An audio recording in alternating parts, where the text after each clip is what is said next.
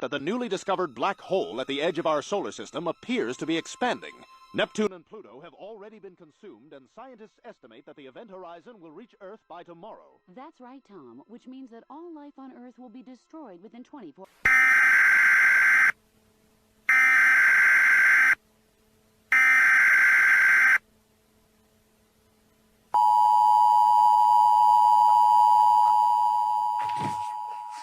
Hey, that was fucking weird, huh?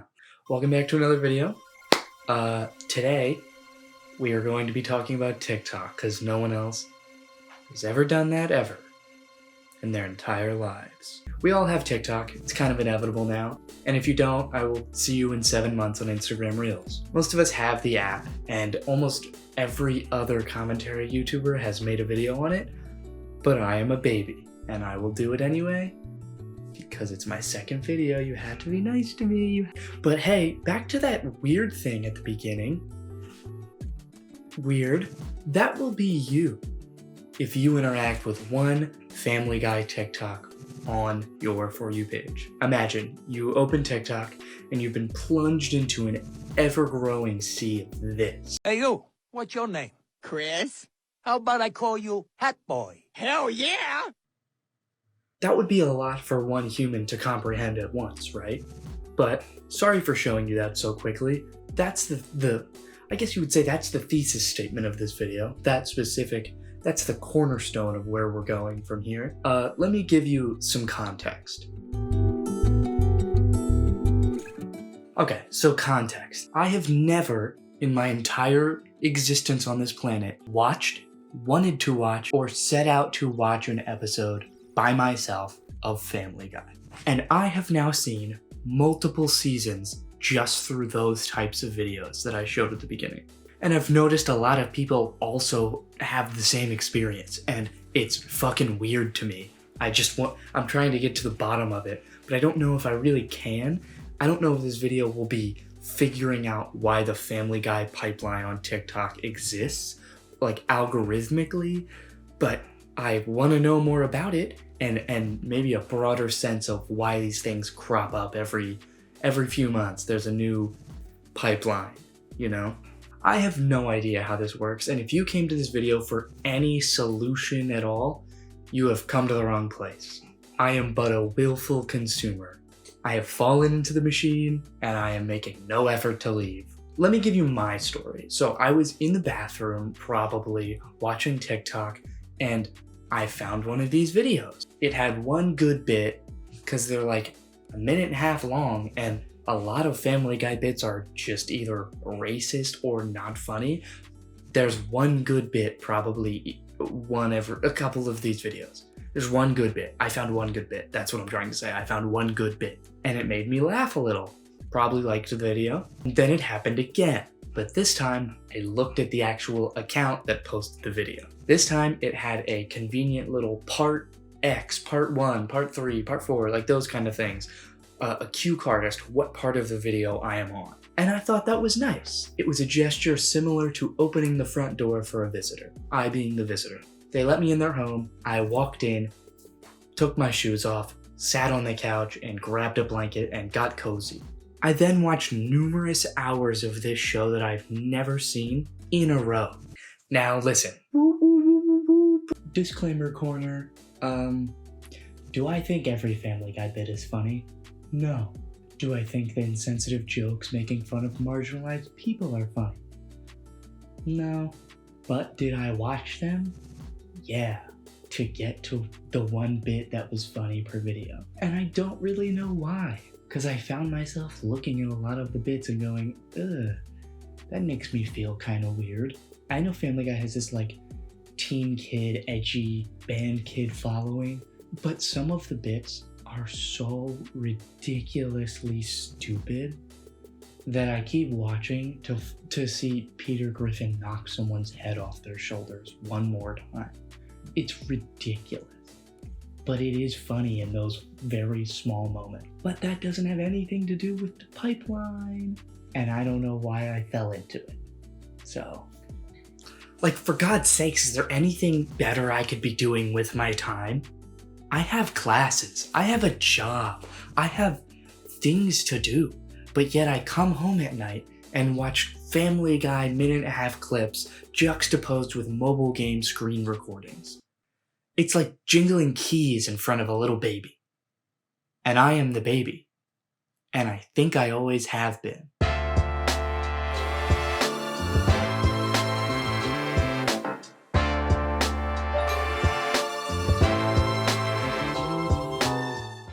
Okay, so media as a whole is something that I study. Like, I go to school for it, and I watch things, and I look at things, and I have a critical eye and mind behind it. I don't know if I'm just, like, sucking my own dick here, but that's not what I'm trying to do. I am around media consistently at all times. That's all I do. So I should be the best of the best, right? I should be staying up all night watching The Sopranos or Citizen Kane or these magnum opuses of the visual medium that I study and strive to be employed in. But I'm not. I'm sitting at my desk watching Family Guy or Seinfeld. And I wanted to know the different classifications between those two types of media, because there is one, not just societally, but like the way it's made, the way it's marketed.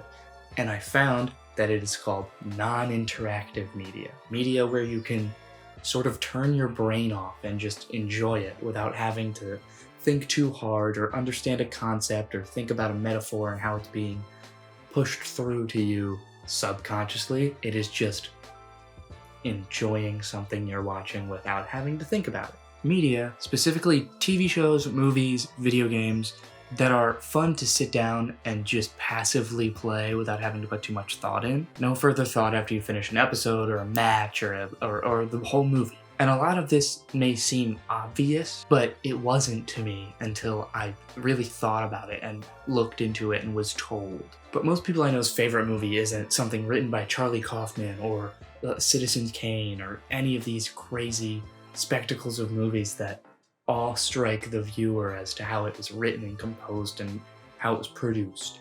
It's shows like Seinfeld or one of my favorite movies, Power Rangers 2017.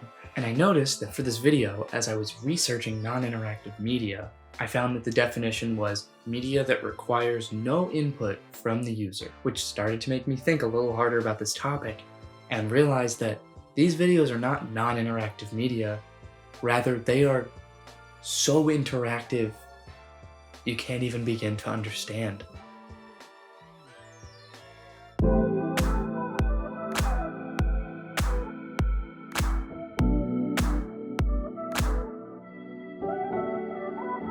This part's gonna be a little shorter, more of just like a realization of what this video is actually about, because as I was writing it, it changed from just looking at the Family Guy pipeline to non-interactive media and how our perception of it is making us willfully consume things that we may not be understanding. But this is now more of a reflection on the specific algorithm of TikTok, because it's very interesting. And upon looking further into the topic, I found that Family Guy clips, and specifically this pipeline of Family Guy clips juxtaposed with mobile gameplay or just a random like baby sensory type of video, but for adults, that it is actually very interactive. And essentially the pipeline relies on interaction from the viewer.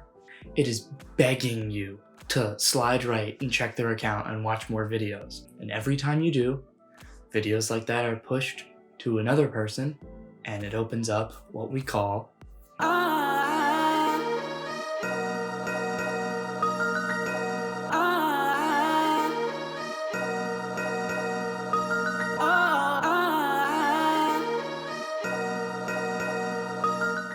the TikTok algorithm is scary. The inner workings of it are much more advanced than I think a lot of other social media or social platforms that are out there.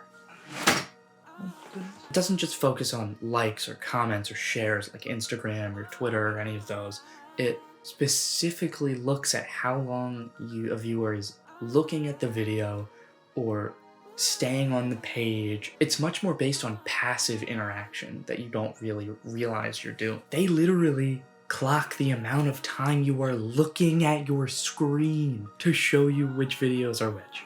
It has hyper-analyzed the human psyche down to a T and has learned how to target it in a way that it always wants and sometimes ways that it doesn't want. It shows you videos you don't want to see just so TikTok can refine what your algorithm actually should be, to like reaffirm that that's not where you're going, like just to show you specific things. It creates the perfect For You page, whether it's positively or negatively.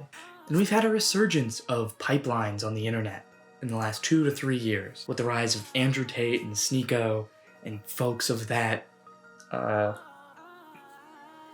group. And funny enough, while I was writing this, a good friend of mine, Rose, made it an entire video about the TikTok's depression pipeline for men, and it's a very good video. I watched it after I finished my script. Go check it out if you haven't. But this happened with YouTube back starting around 2015, where there was an influx of alt-right pipelines going through YouTube from gaming to alt-right extremism.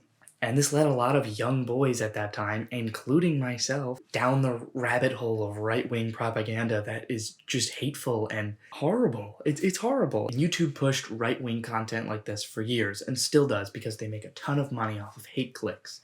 That's why Steven Crowder is at the top right now. There are a lot of people that are always up there that are just spreading racist, homophobic, transphobic, horrible rhetoric. TikTok is an entirely different beast. Their algorithm and their app is much faster paced than YouTube. You don't have to sit through a 20-minute video to glean this specific information. You are just being fed it 15 seconds after 15 seconds in intervals. And I don't know how much money they make off of views or ads or any of these, because ads I don't think have been, alt-right pipelined. I haven't seen that. But with TikTok, we've seen the trend cycle. It starts with a niche group, and then it grows out of that niche group to be cool, and then it goes farther, and then it dies, and that's how it goes. And then there's a new one 2 weeks later. And I think, obviously, this is all based on their algorithm. These things are meant to happen. The horrifyingly pinpoint accurate algorithm that targets you specifically in your mind and targets people who are able to spend hours on their app without any problem or thought to leave. The longer you are on their app, the longer they are making money. There's rage bait, there's comedy, there's TikTok live streams where people are on the floor begging for money. And my other friend, Andy King, also just made a new video on TikTok, and the way that it forces creators to beg for money from people that are interacting with them. And then there are the no man land wastebaskets, where you watch Family Guy clips layered over a mobile game that took $4 to produce. You're scrolling endlessly, seeing horrible political takes from either side, being forced an opposing worldview that you don't agree with because it isn't moral in your heart. You see someone crying for money, and then it's bliss. It's just you and the easiest thing to watch in the entire world. Animated comedy show for adults. You've done it. You've made it back to the shore, like the ship of Theseus. All there, but not the same as you were, until you scroll one more time and restart the entire cycle.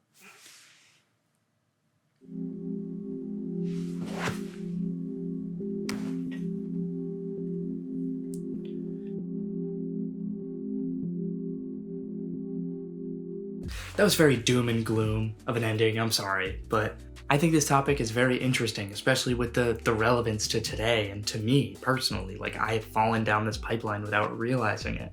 And it's not that it's a specifically horrible pipeline where I'm hating groups of people for it, but nonetheless, it is a pipeline that I fell down. And as we grow into a world where artificial intelligence and algorithms are more prevalent than ever, I mean, DoorDash has an algorithm for trending food near you. What? I just want Wendy's. I think it is very important to understand the mechanisms behind the things we are using, and not in some weird, like, conspiracy theory way. Calm down. No one's trying to hunt you down. Chill out. No one's out to get you. Pipelines are dangerous, and you should do your own research on the things you're consuming. Obviously, TikTok is just another social media app where you doom scroll and then you get off of it and you live your regular life. But you should also be doing your own research on things like civil rights, the LGBTQIA+ community, and just the general state of the world right now. Because there's a lot of fucked up shit going wrong, There's a lot of people telling you that there isn't anything wrong. We're not doing great on the whole, like, living here thing. Another note, the takeaway of this video shouldn't be like, don't consume non-interactive media. You must be smarter and more intelligent than the people around you. No, dude, watch Seinfeld. I'm going to, while I edit this video. Obviously, you're allowed to watch Total Drama Island. It's alright. I just wanted to highlight something that I have noticed and witnessed and been a part of recently that I feel like I haven't seen many people talk about other than the 2 videos I talked about. So this really struck me personally, I guess. But thank you for listening. Have a great day. If you'd like to check out any of my social medias, they are down in the description. And if you could like and subscribe and maybe comment, that'd be pretty cool. I feel like there's a good discussion to have about this. Alright, that's it for now. Oops. Peter Griffin, no! Come back, real life Peter Griffin. But yeah, I guess I achieved something I haven't in the past. I finally got a second video done. So, excited for more. I don't know if they will be weekly like this one has been with the last one, but I'm gonna do my best to get them out as soon as I can. Hopefully Mondays will be the day that I upload things. Thank you.